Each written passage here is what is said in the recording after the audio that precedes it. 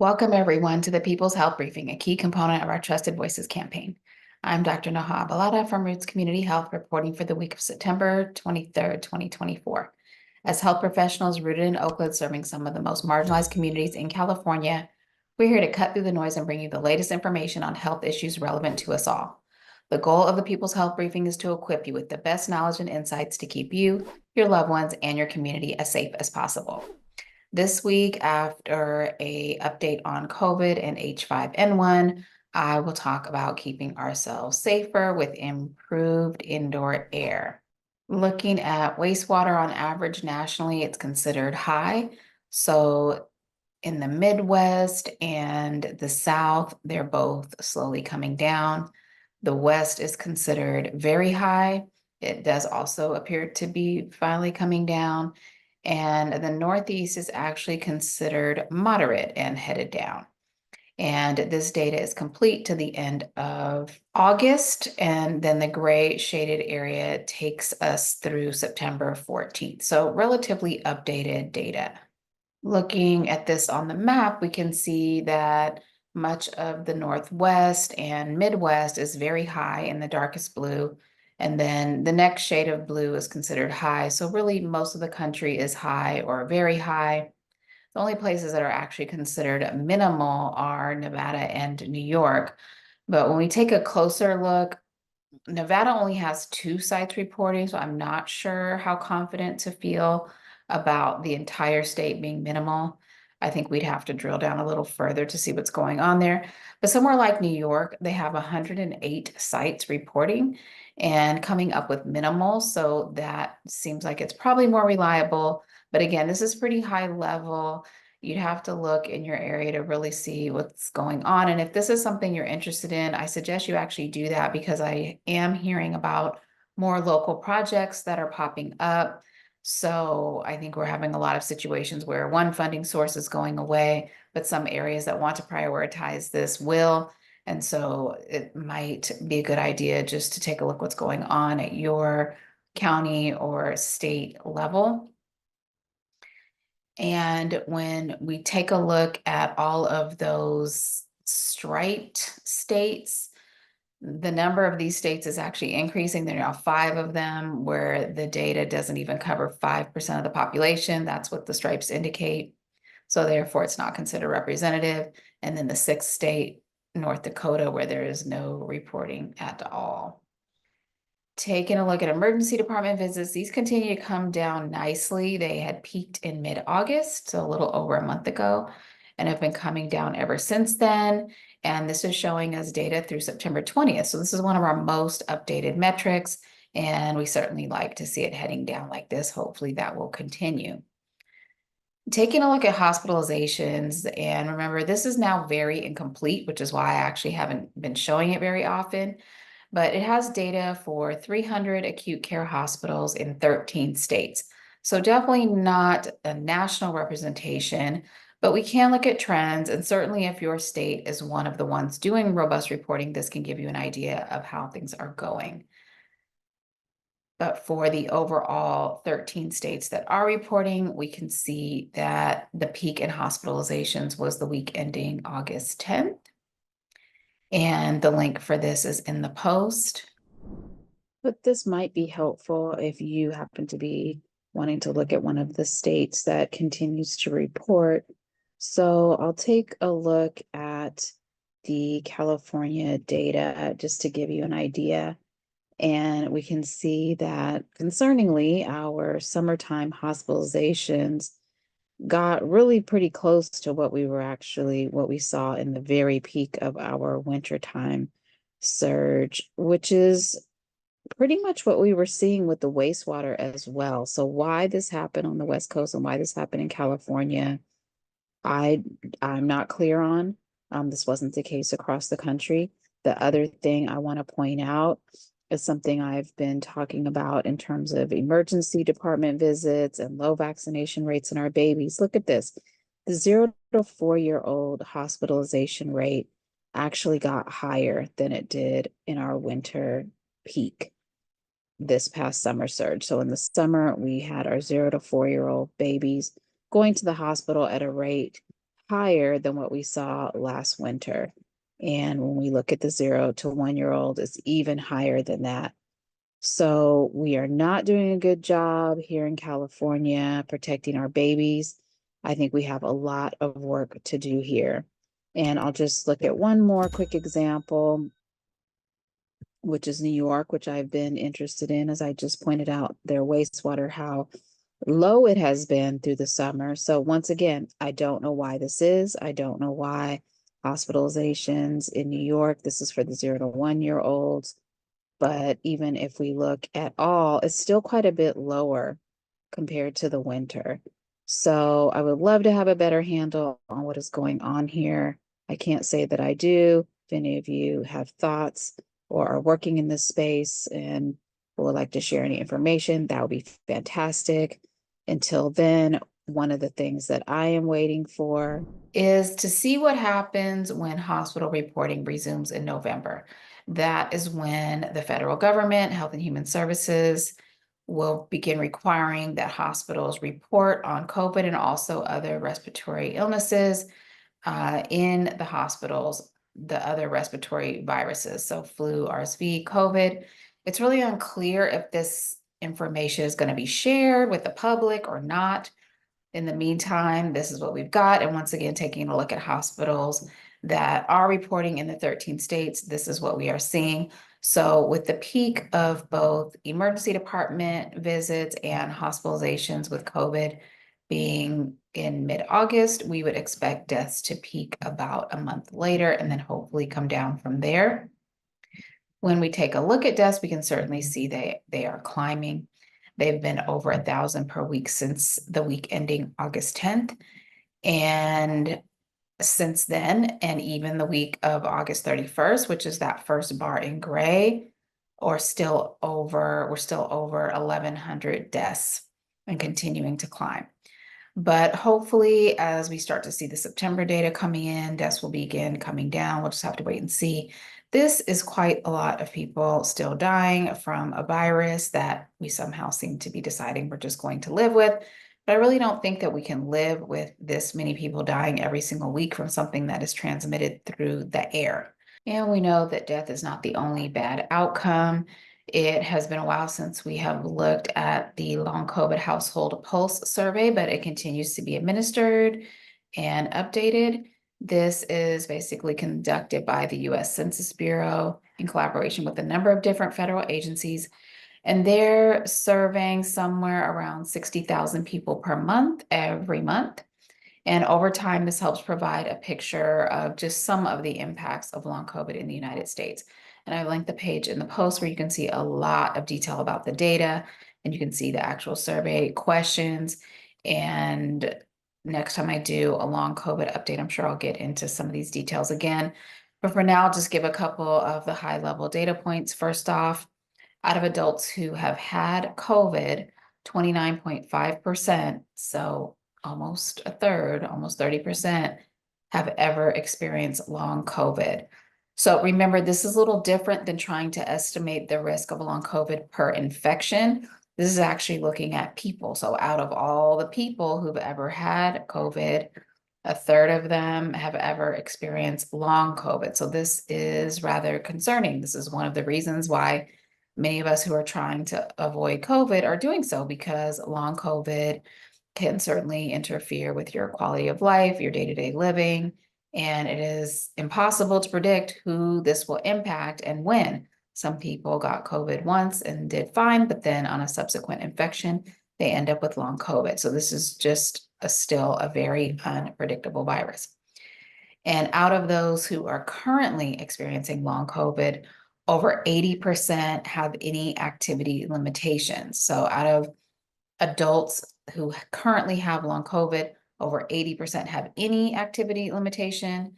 Over 22% have significant activity limitation. And the percentage of adults currently experiencing long COVID is 5.5%. So that's significant. 5.5% of all people, all adults in the United States are currently experiencing long COVID. So that's a lot of people, but also people are getting COVID again every day, and some percentage of those are getting long COVID. And there's no limit to the number of times you can get COVID, and every time you get COVID is another opportunity to get long COVID. So we already have 5.5% of people with long COVID. There is still a lot we don't know about long COVID. But what we do know is that the duration of how long the symptoms can last varies quite a bit. And we're obviously adding new people into this category on a regular basis at a rate that appears to exceed the rate of people recovering. So again, we still have more to learn about that. But if that is the case, then this percentage will certainly only continue to grow. So clearly, this pulse survey is not a perfect analysis, but the US Census Bureau is, after all, kind of our definitive population survey and is therefore probably the best place for these kinds of benchmark surveys. And the household pulse survey is considered a demonstration project. So it'll be interesting to see if this is something that's continued long term, as it definitely has the promise of shedding light on at least the burden of long COVID on households and on the economy. A quick note on variants regarding variant proportions in the US, there's no change from what I reported last week because they only update every other week. Basically, it shows that KP.3.1.1 is over half of projected specimens in the United States. But remember that variants only show up on this tracker once they're projected to be over 1% of specimens. And again, they lag behind because they're only updated every couple of weeks. But nonetheless, we've already been hearing about a new variant in the news called XEC. And XEC was first detected last month in August in Germany and seems to be picking up speed in other parts of the world, including here in the United States. XEC is what is called a recombinant variant. And we've talked about this here before because this is not our first recombinant variant. But recombinant variants can happen when two strains of the virus basically get together and they combine to form a new variant. And this happens when a person is infected with two different variants at the same time. And it basically recombines in that person's body and then it spreads from there. And in the past, this has happened with folks who've had prolonged infections, like especially if someone is having a hard time fighting off their COVID infection, they end up being infected for a long period of time, like people who are immunocompromised are more at risk of having this happen. At this point, there are apparently over 600 cases that have been identified in Europe and Asia and the United States. So this doesn't sound like a big number, but at the same time, there's not a whole lot of sequencing going on in many areas of the world, maybe most areas of the world. Many areas, there's no sequencing going on at all. And we just kind of have to go with what we've got, which is definitely an imperfect way to be keeping tabs on things. But this is what we're currently working with. So XEC, just like every other variant that ends up taking hold, has some advantage or another over other variants and is therefore able to outcompete the others. So with the current rate that it seems to be spreading, it may become dominant over the next few months. Who knows? Maybe something will overtake it. Before that, it is still a subvariant of Omicron. So Omicron's family is getting pretty big at this point. And XEC has some mutations that have been identified. We're not yet clear if those mutations are going to cause people to get sicker or any different symptoms or anything like that. We just know right now that it is more contagious. I'm still going to need more information about additional details.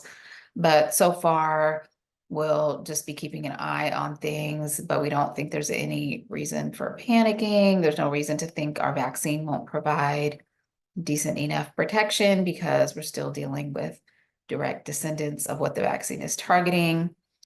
And like I said, something else could come along and outcompete XEC. We just can't know. We can only know what we're sequencing, which is a tiny fraction of specimens. And specimens are in turn a tiny fraction of cases. So we only know a tiny fraction of things. And even then, it's basically after it's already happening.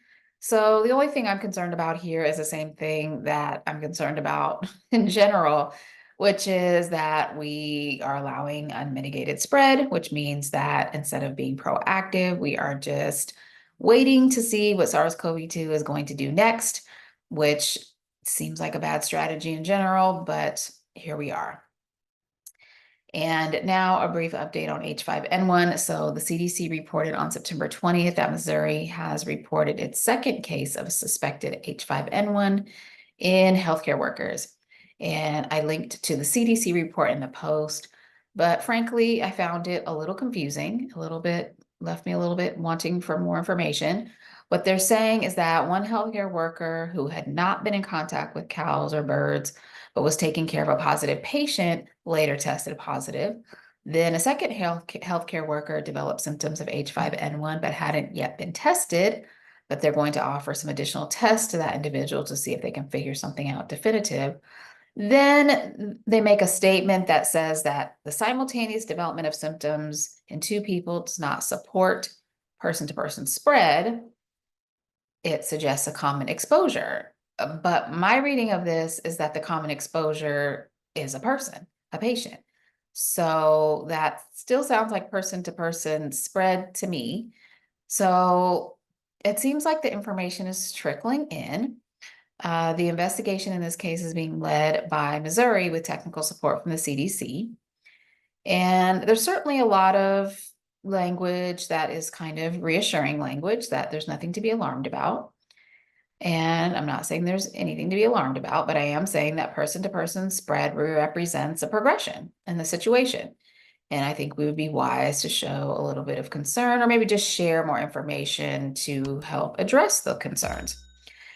Because I think it's reminding us a little bit of COVID early days when some of us were saying, why are airplanes still flying from countries with cases, and why are ships still coming, and or cruise ships and so on, and then being reassured that it's okay. There's no big cause for alarm, no cause for the general public to be worried about. And it felt like downplaying at the time. We were being told that spread was not airborne. Don't worry about airborne. It's just droplets, long after it was obvious to most of us that it was obviously airborne. And in the case of SARS-CoV-2, we have since heard, well, they didn't want to create panic because the word airborne is scary, but it doesn't change the fact that it was true. And we were misled for too long. And that dramatically affected not only how we handled the early pandemic itself, but in my opinion, continues to impact us now. And I'll talk a little bit more about that in a minute. But as far as H5N1 goes, it made its way through our poultry, which was a progression from it being in wild birds, and then it began progressing through our livestock, which is progression because that was really the first mammal to mammal spread. And we've been told at each step that it's low risk to the public, it's low risk to the public. And now we've had livestock to human spread, still being told low risk to the public.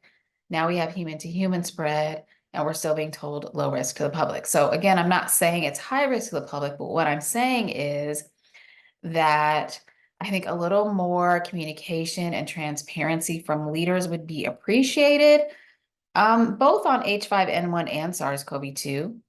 But certainly given what we know that H5N1 has pandemic potential and that it appears to be progressing, it would be reassuring to have a little more straight talk from our leaders, especially after what we've just gone through and what we continue to go through with COVID. I think that our health communicators need to be sensitive to the fact that many of us feel that risks were downplayed with SARS-CoV-2 and that they may have some work to do to overcome that. Also, I'll just mention that healthcare workers are often kind of a canary in the coal mine when it comes to these public health threats, because obviously they're the ones on the front line taking care of sick people. And since healthcare has very stupidly decided to abandon masks in healthcare settings, When it comes to respiratory pathogens with pandemic potential, healthcare workers will likely be our first indicator that we've got a problem. So I'm definitely not liking it that two healthcare workers in Missouri appear to have contracted H5N1, not from poultry, not from livestock, but from a patient. And I would like to see our healthcare leaders explain why this isn't concerning, along with any other updates that could provide clarity on what is going on. In the meantime, the guidance for individuals remains the same. Don't consume raw milk or products made from raw milk. Don't touch wild birds or any dead animal. Cook your meats thoroughly. And if you work with animals, monitor the CDC, the FDA, the USDA. It just seems like we're having jurisdiction challenges as it relates to this particular pathogen. But look to your industry and your industry's standards. So we still got a lot of SARS-CoV-2 circulating around, still too many people dying from it and being impacted by it. We've got some progression in our H5N1 situation. And recently, we've been seeing a lot of headlines of corporations and government agencies deciding it's time for remote workers to make their way back to the office. And remote work and hybrid work have obviously been major advances, changes in our ways of communicating and accomplishing our jobs. I don't think they're going to go anywhere for good, but certainly bosses are within their rights to attempt this, and it will be interesting to see what effect this is going to have on the workforce. Remote work definitely has many advantages. I'm not going to go through all of those today, but it definitely does have its benefits for the environment, reducing commuting time, and it enables accessibility for folks with mobility challenges and others. And some people can actually be quite productive without the distractions of working in cubicles. And of course, then there is the concern around the spread of disease.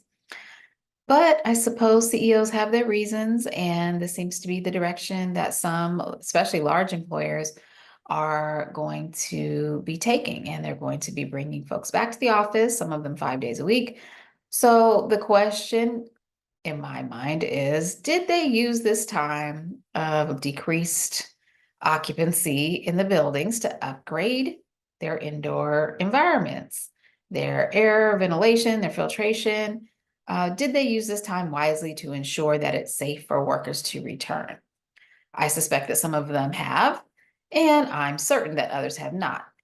But I do think it's completely appropriate for employees to ask the questions. And if you're going to have to go back to the office, how do you know that it's safe?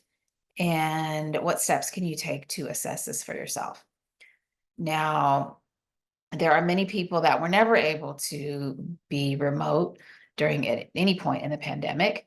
And so it may seem like for them nothing changes, but even for them, this can be a significant change, because now that others are going to be coming back to the office, you're increasing the number of individuals coming into shared spaces all at one time.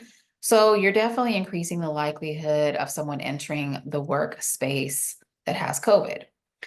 And the ventilation and filtration are actually going to be that much better in order to ensure a healthy building. So if you're going to double or triple the number of people on any given day inside the building, then whatever you might have thought was adequate for the smaller number may not be adequate for the higher occupancy that you are aiming for. So I think these are all things to consider. I hope all of these bosses and venue owners have already done the assessments that they need to do, but I don't think that anyone can completely rely on that unless there is full transparency, which is pretty few and far between these days. So I alluded to this earlier, but one of the most damaging mistakes made at the onset of the pandemic was the refusal to admit that COVID was airborne, that it was spread by aerosol transmission. And we now know that this is by far the main way that SARS-CoV-2 is spread. But somehow this still has not really sunk in with way too many people. I talk to people all the time that still don't fully grasp this. And I do think it can just be hard to change course when during the height of and the onset of a crisis, one thing was just drummed into your brain and into your ways of surviving. Wipe off surfaces, stay spaced out, because the focus was really on surface transmission and droplet transmission.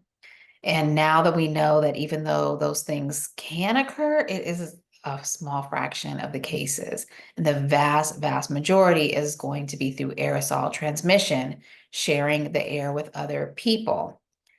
And many of you have been staying very well versed. You know all of this very well. But some of you have reached out to me to ask, how do I get this across to my family members or my loved ones? They still don't get it. They still don't think it's risky because someone's across the room or at the other end of the table. So there's something is just not clicking. And they think that if they just wash their hands and wipe all the surfaces, they'll be fine. What should I do? How can I get the point across?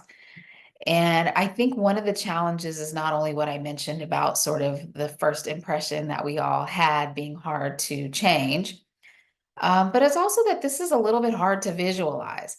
So I still love this educational video from the John Snow Project. I'm going to share it today because the visualization is just so perfect and it's only about a minute long. I know many of you have seen it before. I've seen it many, many times. I've shared it many, many times. And I got to say, for some reason, it just doesn't get old to me. It's just so well done. And a visualization like this can be so helpful because once you get it, once you really do get it and you really kind of see it, it's kind of hard to unsee it. So take a look, even if you're familiar with it. I hope you enjoy it. I'll see you back in 1 minute. Right now, a deadly virus is in the air. It spreads like smoke when we talk. It spreads when we cough, when we sing. Even breathing quietly is enough to spread it. And just like smoke, the virus hangs around for hours. But it takes just seconds to breathe enough to get infected. Don't breathe it in. Wear a respirator whenever you're sharing air. Not one of those leaky surgical masks. Use a proper one, rated at least N95 or FFP2. This will stop you getting sick. Don't breathe it in. Open windows. Get the virus out and get fresh air in. Wear a respirator. Get fresh air. Wear a respirator, get fresh air. Just that simple. So I linked the video in the post. I recommend sharing it if you feel like you're having trouble getting this point across to others, or even if they're just doing things or saying things that just make it like, okay, they're not quite grasping it. Just 1 minute, and I think it can really change how they're approaching things. What I also really like about this video is how it shows that coughing and singing more forcefully expels the particles, because that helps people to understand why some activities are higher risk than others. And I also like how it shows that the surgical masks are leaky. So even though it might be better than nothing, it's just not providing the filtration, which is really what's needed. And they really have some good looking filtration masks in that video. And one other resource I put in the post, if y'all didn't catch the 60 minutes episode that went over ventilation and filtration in detail, I highly suggest that you check it out. It goes over kind of some of this history that I was mentioning of the pandemic, and how late we were to the party of trying to understand this and how late we still are. And it talks to some of the scientists and engineers that we frankly should have been talking to all along and who are only now just kind of being heard, and it's still not enough. Because if it was, we would already see all these upgrades occurring in all the places that we go to, our workplaces, our schools, our stores, and so on. So progress in this area is just going way too slow for me. And obviously it's just going too slow, period, because we just have so much transmission still and so much impact of this virus still. And sadly, the other thing I want to point out is that this is another example where we are watching disparities just being exacerbated in real time, because improvements in ventilation are happening for those with means, while others are getting left behind. And this is just not acceptable. You would think that after going through this crisis that affected absolutely everyone, that we would realize that our solutions need to be for everyone, that we need to be having a collective approach, but that just is not the case. It does not seem to be the case. We're just going back to what we were doing before, which was not adequate, and it's just still not adequate. And because it's not enough, and because there's not enough transparency on the matter, I don't even have data to share with you about which places, what percentage of schools are upgraded, what percentage of hospitals are upgraded, what neighborhoods are the stores safer. But I think it's pretty obvious from looking around, talking to folks in the field, talking to folks in schools, that there are disparities. Private schools got to put in HVAC if they didn't have it before, or just upgrade it. Many of our public schools don't even have operable windows, let alone HVACs. And we have also seen that industries that are powerful and well-funded are allowed to make statements about how great their ventilation is, but they don't actually have to be transparent about what they're doing or not doing. Case in point are the airlines. I went over what I think is a really important study that's linked in the post in a prior briefing. The briefing is also linked in the post in case you want to take a look at that. But essentially what it showed was that even with the purported great ventilation on airplanes, significant transmission occurs. And transmission occurs at much higher rate on longer flights. And unfortunately, how close you sit to the person with the COVID didn't necessarily determine if you were going to be the person who caught it. So it's quite compelling. It kind of confirms what I think we would intuitively think, which is that when you're in a small vessel with a whole bunch of people and some of them have COVID, that COVID will spread. But if you haven't taken a look at that, take a look. It underscores the fact that we have not taken this issue seriously enough. It can't just be left up to owners of companies or businesses. There needs to be regulations. There needs to be access to information. There needs to be transparency. There have been some improvements to some of the regulations. They seem to more be applying to new construction. We don't see mandates about how many air exchanges we have to have in schools, for example. This is where we need to go. This is what our children deserve. This is established now. This is established that this is what we need to do to protect our population, to protect our health, to protect our future. And not only from SARS-CoV-2, but also from future pandemics, things with other pandemic potential. We would be so foolish if we didn't do this and then the next airborne thing comes along. We're trying to sweep SARS-CoV-2 under the rug when it is clearly still out there wreaking havoc. And so this way of being in denial and not stepping up just is not going to work. So we really cannot keep slacking. We can't keep putting our head in the sand. It's time to really step up and do the right thing, especially since so few are masking. The one other point that the airline study demonstrated was that masking, and this was back when masking was required on airplanes, masking dramatically reduced transmission, even on the long haul flights. So this is information that we should be sharing. This is information that, frankly, the airline should be sharing. The airlines should be sharing masks just like they share blankets. And in my opinion, all of the workplaces that are inviting people back or requiring people to come back should also be providing free masks and free tests. This is what we do at Roots.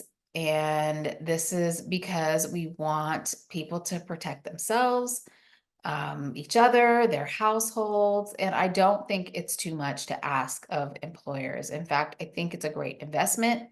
You can reduce the number of people who are out sick, and you can also mitigate that subset that might develop long COVID and have challenges performing their work duties thereafter. Of course, we can't control what everybody does all the time outside of work, but also when people get in the habit of masking at work or if they're just concerned that someone near them seems like they might be coughing or sneezing or something like that, just normalizing putting on a mask and telling that person to go home would get us a long way.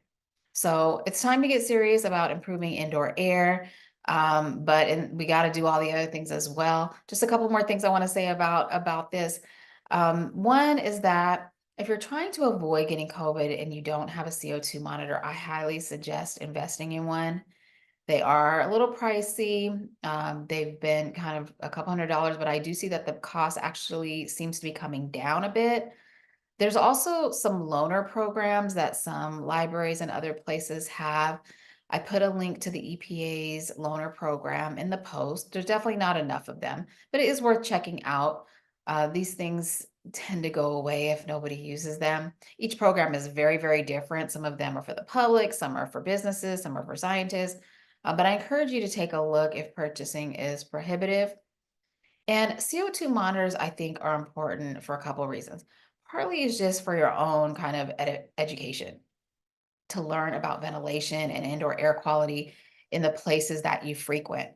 It is incredibly informative just to assess a space, especially one that you're going to be in regularly, but to reassess it under different types of conditions. So different weather, different settings on your central air if you have it, conditions like more people being in the room, and then what happens if you then open a window or open a door. I read a lot about this. I study a lot about this, but I continue to just be surprised. Going into certain places where I thought they would have had good ventilation because maybe so many windows were open, only to find out that there just wasn't good cross ventilation. So there was no air movement and the CO2 was just climbing as though there was no open windows at all. And then a small intervention like opening a door on the opposite side of the room made a huge, huge difference. So that's just one example.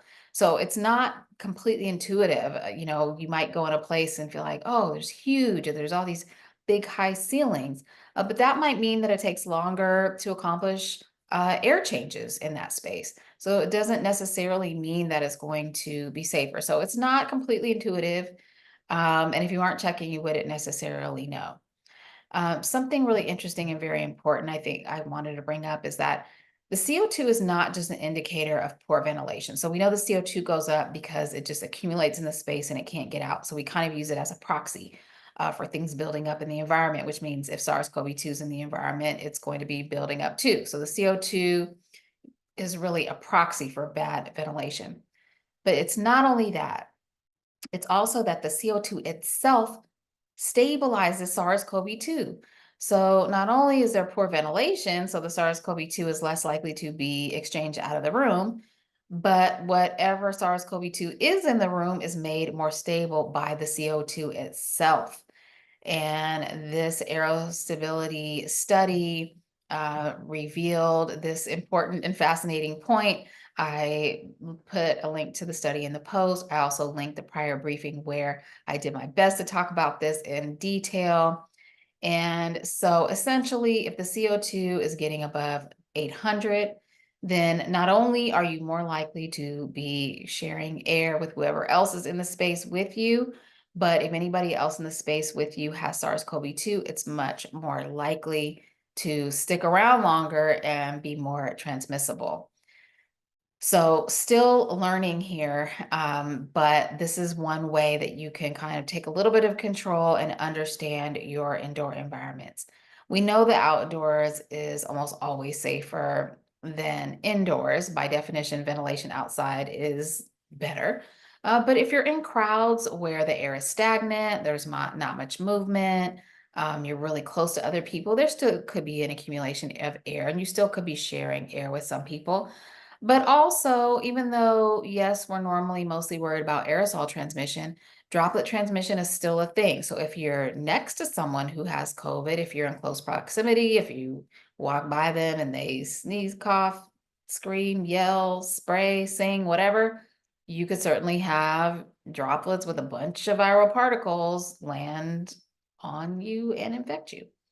So even though we don't talk about spacing much anymore because there's really no magic to 6 feet per se. It was kind of an estimate based on other viruses and other dynamics that we think we understand. But at the end of the day, there's no magic about 6 feet. Yet at the same time, if people are sitting very close to you and you're in a crowded environment, there's more likely to be COVID in your vicinity, and the room is certainly going to fill up with shared air more readily. And even outside, you could still get hit with a droplet. So if you're heading back to the office, see about addressing your indoor environment with the CO2 monitor.